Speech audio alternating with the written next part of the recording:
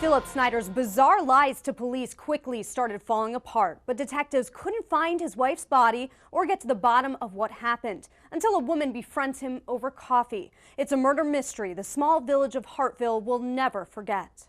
Halfway between Akron and Canton, about 3,000 people call Hartville home. Philip Snider and his wife Roberta, known as Bobby, both in their 70s, lived here on St. Abigail Street until Bobby's brother finds out she's missing the day after her birthday on a cold January day. We have no details what happened to my sister.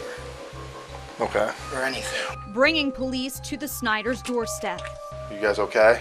I'm okay, yes. Okay. My wife passed away. On this body camera video, Phil tells the police officer Bobby, his wife of 53 years, died 3 days ago. She choked on her phlegm. She'd been choking for about a year. He says she died in this truck when they got to Memphis. Phil was taking Bobby, a lifelong Elvis Presley fan, to Graceland. She wanted to go down one more time before she died. I think she knew she was going to die. Phil says he flagged down an ambulance in the parking lot for help, but paramedics told him it was too late. At least that's what he claimed. So where's your wife now? What happened to her? They took her to a place where they cremate people. Okay, and you don't know where that is either? No. It's the same story he tells 2 days later when police search their house room by room. They wind up in the basement trying to find the exact parking lot on a map where Phil says Bobby died. You remember the checkers, passing the checkers? Yeah, I think it could have been checkers. Police thumb through his receipts looking for clues. We're trying to find your wife. You know, Kenny's worried about where his mom is too. They move to the kitchen where Phil goes through Bobby's purse.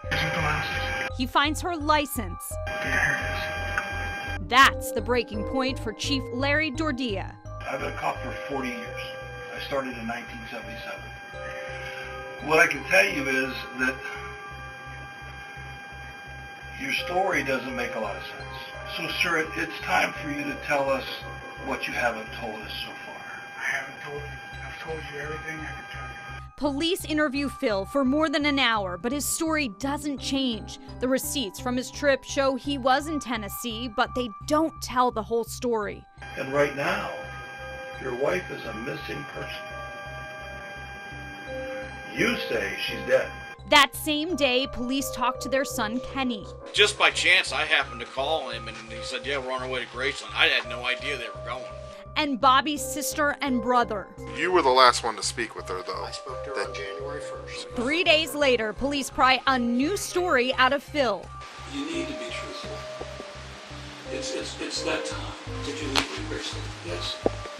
Yes. Is that where her body is? Is in Graceland? Yes. Can we go down there and get it? But I don't know where. Police have a hunch Bobby never made it to Tennessee. Surveillance video from gas stations shows Phil alone.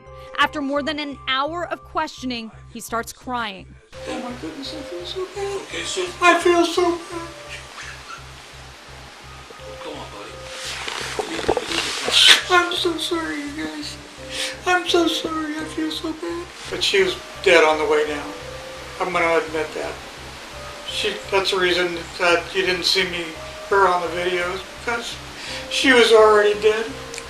She was dead on the way down.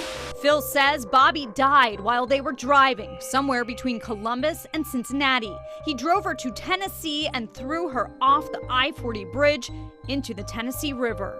So why did you throw her into the river? I didn't want her to be cremated. I wanted her to be with nature. Phil and Roberta's son Kenny shows up. He tells him what he told police. I'm so sorry. But she was already dead. I didn't harm her. I loved your mom. I know you did.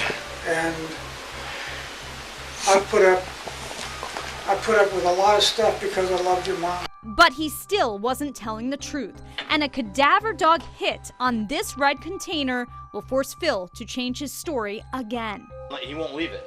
He came back to it three times. What's in the red tub? And a friendship brews over coffee at fast food restaurants. A woman with an elaborate story reels Phil in, but will it be enough to crack the case? That's on the next episode of To Catch a Killer.